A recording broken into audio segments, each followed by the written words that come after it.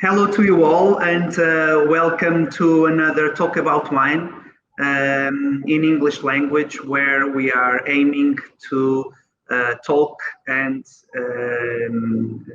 transmit more about the history of port wine, the regulations, the styles, how to enjoy port.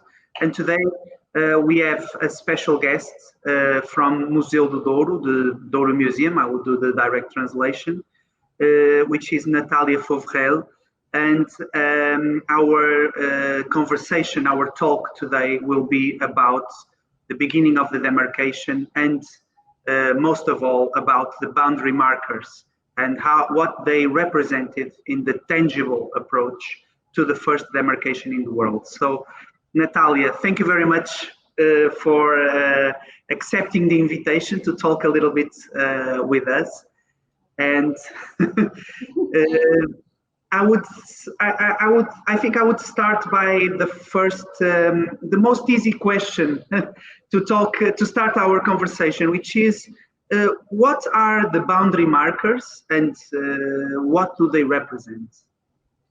Hi, Paulo. Thank you for the invitation. I'll try to respond to your questions, even though it's not easy because it's not a very easy thing to transmit because our viewers, I don't know if they know enough of the region to come to be able to explain what are these artifacts. The boundary markers are the result of the institution of a company, royal company, that was created by the late Marquis of Pombal, the minister of the King Joseph I. And when they create this company, they also institute the need of creating a demarcation, which is something similar to our contemporary appellation of origin. And when they create this, they wanted to represent on the terrain that area that they are demarcating, and so they order to the officers of the company to place some boundaries on the terrain to mark the area where the best wines of this territory were produced. And those wines, the feitoria wines, were the wines that were shipped to England. So these boundary markers are actually some sculptures, some granite sculptures, which have the inscription feitoria, which is the wine, the port wine, and the date where they were placed. We have two dates in those boundary markers that I'll talk to you later. But these markers are mainly the objects that make real this demarcation that was made in the 18th century. So they give us the real perception in the terrain of what this demarcation was. When the region was created, when the Companhia was created, the company has it's a period of Illuminism, so we can easily, even for our foreign friends that listen to us, we are in the period of Illuminism, so there are companies being made in Holland or in Flanders, companies being made in England, and Portugal was not in France, and Portugal was not outside of that. So the Marquês of Pombal was an inhumanist and wanted to, from that perspective, to put Portugal more modern. Yes, and he wanted to control the wine business. And I'm sorry. So it was a way of doing that, yes. Yes, he wanted to control everything. So this company would control the agriculture process, all the making of the wine, the winemaking process, and the shipping and commercialization of the wine. And the most visible object of that demarcation was actually these boundary markers. And so you asked me what they were. They were granite stones with those inscriptions, and they were placed in different areas of the region. In some region that was different from nowadays. I'm sorry, it's really more it's difficult true. to explain because nowadays The region was much smaller, yes, much smaller than it is today. yes. I think you said to me once that it didn't reach even the Pinhão Valley or the Porto Valley, so it was. No, it was near the beginning of because it was a narrow area around the margins, the river banks of the Douro, from Barqueiros, which is near here, Régua, and we go upon the river until Pinhão, and then it would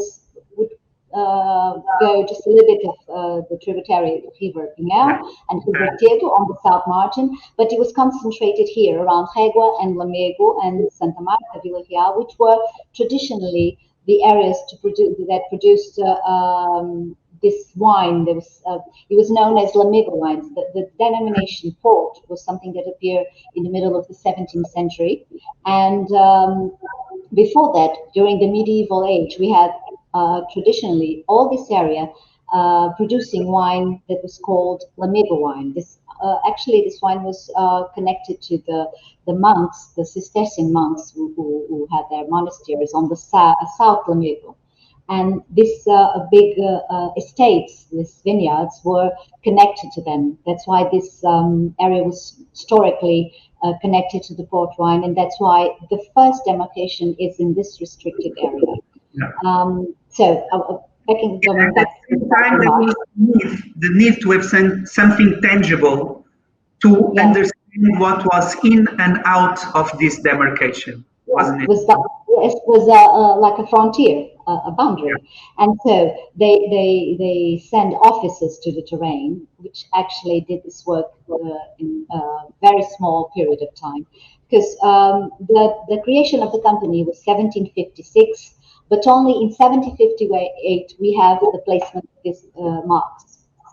And there were several officers who were in the terrain that we have to look at them very differently from nowadays.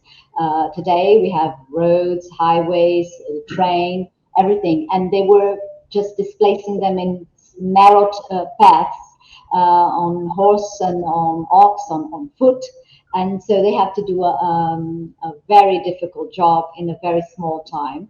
And they did this in 1758 and placed these marks with the help of people, of the landowners on the terrain also.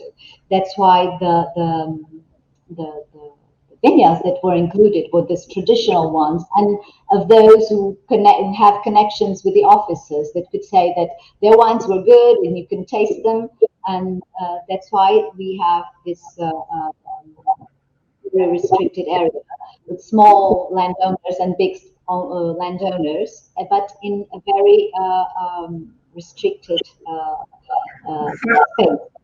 The first demarcation comes from when they decided which was to be included and not to be included, was also and already under a perception of quality that already existed. So it was a criteria that was used by those officers in order to put some estates in and some estates out, or some areas or vineyards in and others out of this first demarcation, right? Yes.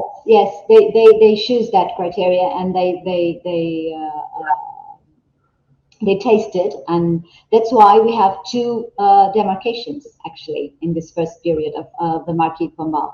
We have one in 1758, and then in 1761 there were a lot of landowners that protest and require that their vineyards would be also included, and that's why we have some landmarks of some of those boundary markers with the date of 1758 and others with the date of 1761.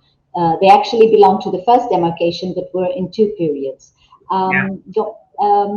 To identify a boundary marker, you have to see a stone, a granite stone, with that name Feitoria, which was the wine of we can call it the port at the time, that was the name they given.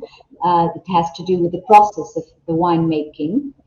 Feitoria is something that we could translate by making, how the wine was making. As you know, Paul, port wine is a licorice wine, which is made by stopping the fermentation with the adding of by adding a brandy. And so this whole process was called feitoria. And so to have a boundary marker connected to our demarcation, we have to have these two characteristics. And this demarcation, you were talking about the area. Nowadays, we have 21 municipalities, 21 counties. This huge area of our demarcated region.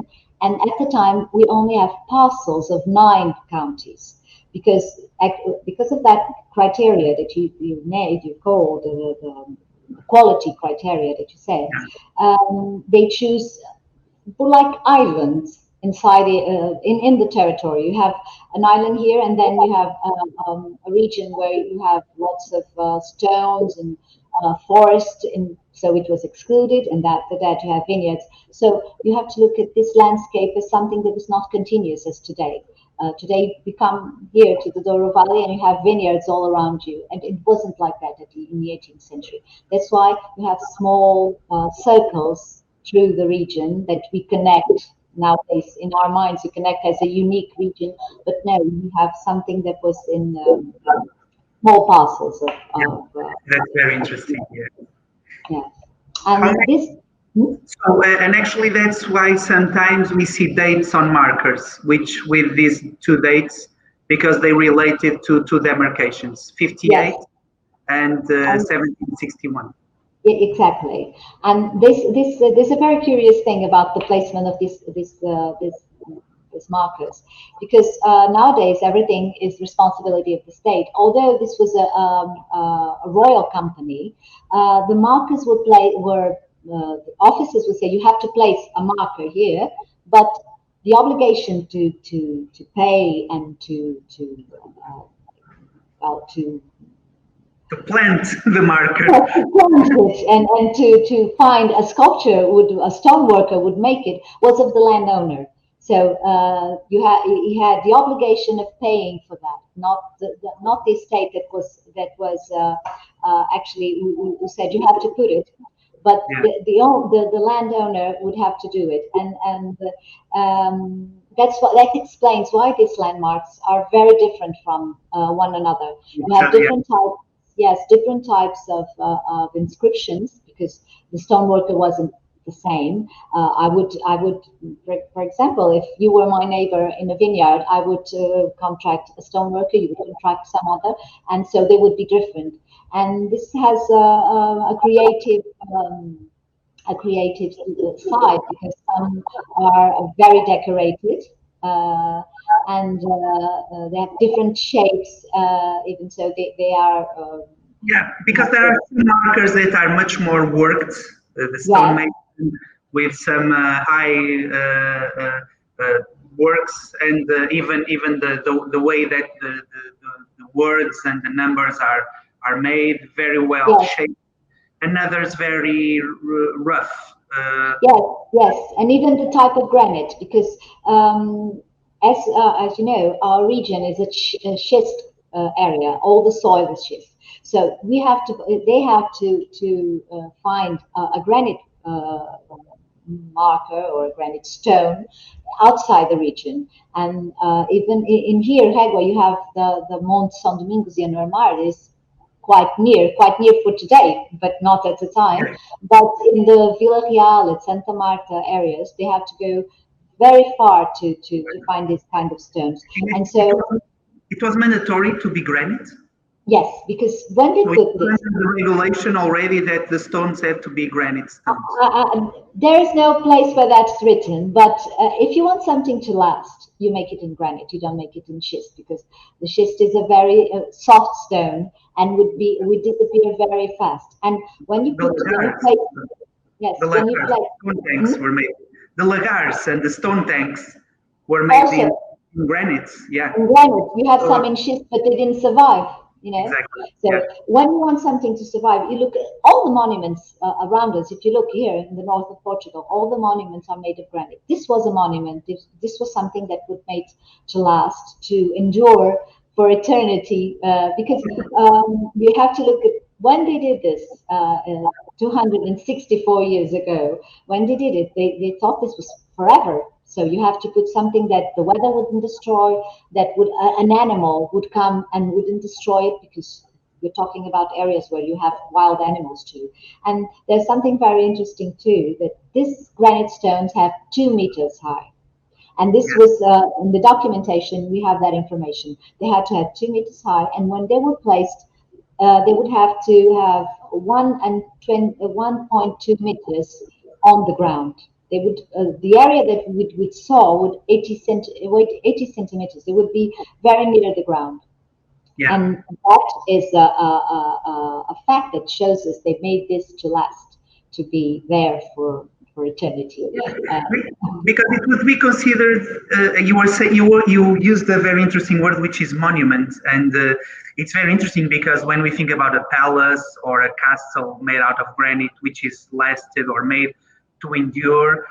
So if they have the same feeling or the same approach to this granite, to the boundary markers, to the point that something that should not be moved and something that was made to really mark a territory exactly as a castle does or a palace does to its owners or to the king. And this is very interesting to the, I would say, to a philosophical point of view or an historical point of view at that time. And this also relates me to another question for you, which is why they shouldn't be moved, because today they are part of history, right? Yes. So we have a context, and the context is in the middle of nowhere for some reason. Yes. When they place them, they are making something that it's a legal area. You know, when they create the demarcation with something legal, this would show that this property here was meant to produce wines of great quality. You couldn't. So you couldn't move it, because otherwise you were doing it was a crime. It was an illegality, and that is like this since the ancient times. I also remember that we taught that there is in the popular imaginary a huge sin would be to change a mark. We have that on the literature, the vocal literature, and the Gil Vicente. We talk about that in the 15th, 16th century. He was a Portuguese writer that lived around that time. And it tells us a story of a landowner who couldn't go to heaven. He died and he couldn't go to heaven.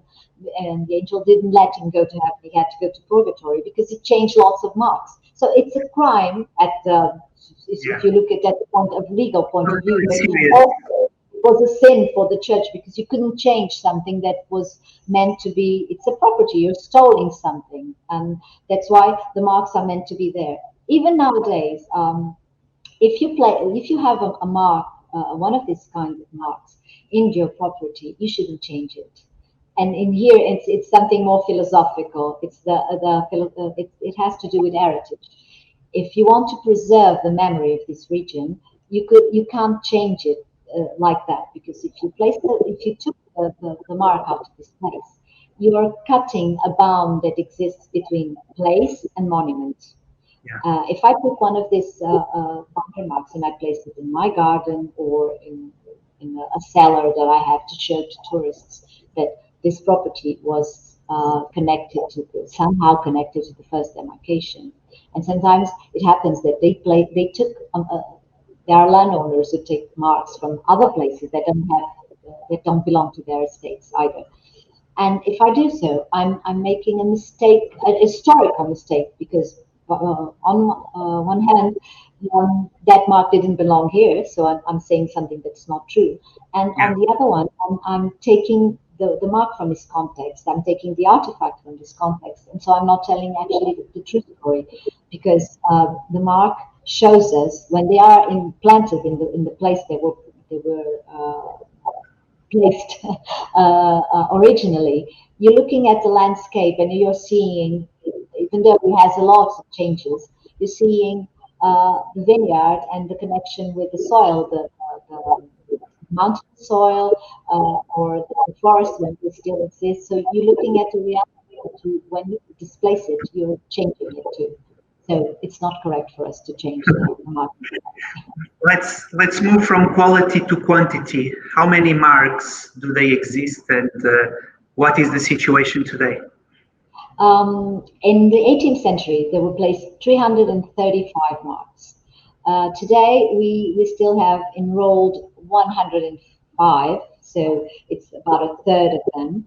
And some of them are actually are enlisted in our monuments protections. They are classified as a monument of public interest.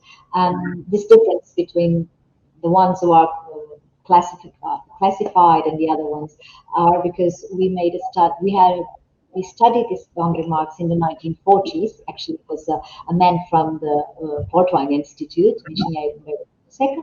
And when he did the study, he found 97. And rapidly, the institute had an important paper here, a role, because they contact the service of the Heritage Service Department of the state, and they promptly they classify them as monuments. They have been part of the Portuguese monuments. And when we did the study here at the museum in 2006, 2007, for the occasion of the 250 anniversary of the demarcation, we found 105. Actually, at this moment now, we are doing a new inventory because we want to see if since 14 years ago, since now, were changed from place, and we already found some who have changed place. So we have to do more. We have to be more. Had a different role with our population, because the inhabitants of the region, I think they understand that has a value, but they don't understand that the memory value is something very important. And, also, yeah, it's true. And there is also one very interesting thing is that of course we're always looking for new markers, but probably some, and it's also very interesting, are below water, right? Because of the so small and so narrow, and now part of it is flooded by the construction of the dams. Some may be lost, and others may be lost in the sense of we will never find them, and others may be used because there is a moment where the company is extinguished, and we just come to the beginning of our. It's almost like a closure to our conversation. The marks are created with the company, and they also are become useless to a certain point with the extinction of the company. So what people did to them when they were no longer needed in the middle of the 19th century? What happened then was that some of them, people kept them because they had the remembrance of the importance of that, and they just laid them there. And some were in areas that by the end of the 19th century, with the phylloxera, were terrains that were abandoned, were parcels of vineyards that were abandoned, and they lie there. But some others were reused, because we talk about the importance of granite. If you have a stone that it's already cut, already prepared for use, you don't leave them there. It doesn't have any use now, so they pick it up and use it as material. No, because so the inhabitants, this is here, this has no owner, so I'm going to pick it and I make it. They use it for building their warehouses, their houses, and other things. And actually, we found some in that were used like that. Some were took, but it's the case of the one we have here at the museum. It's the number one of the south margin, and it was in the house, inside the house, that it stayed from the mid 19th century, I think 1860s, around that. And the owner, I think it was almost 20 years ago, it was a ruin, the house, so he removed the plaster. And when he did that, he saw that stone with those inscriptions, and he called us, and what we did, we took it out and put another stone in there. And he gave us, because he said it's the most important place where you should keep them. I don't want to. And the house, that house was built in a far place where the mark was put originally. And we have others that are on the water, and some others, I think that they are buried, because nowadays, and since the last 30, 40 years, we are using machines.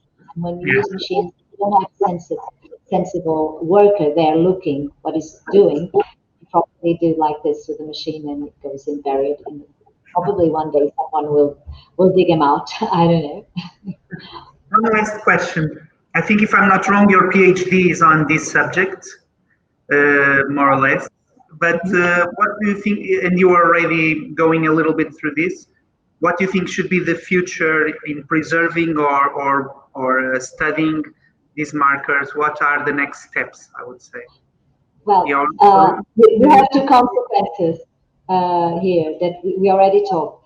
One is I think we have to do much work. We have to do a much intense work with the populations, explaining them the importance between the connection of this landmark, of this artifact, this sculpture, and the place where is now.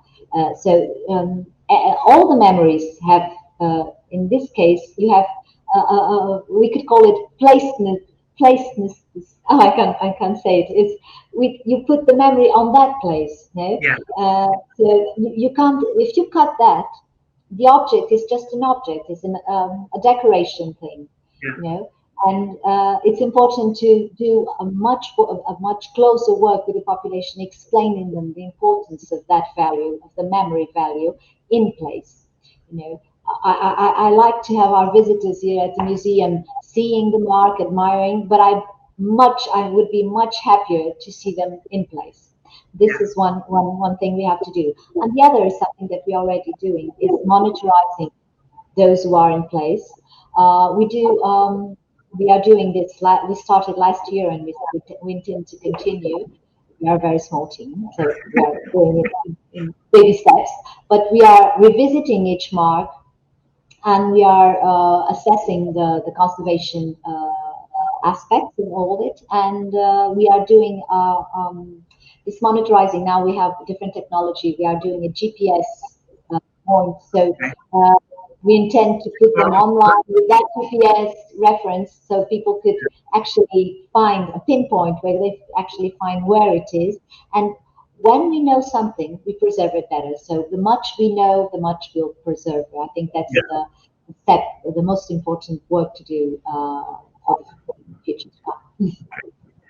Okay, Natalia, thank you very much for the invitations again, and having this challenge on trying to explain our foreign language friends a little bit more about the history, because it's also a reflection on what Porto is today. I think Porto of today is exactly a bunch of all the information and all the stories that made the history of Portline, and we wouldn't be like this if it wasn't these 300 years and more that we had before. So thank you very much for being here, and I hope to see you pretty soon. And to all of you, okay, thank you very much. Thank you.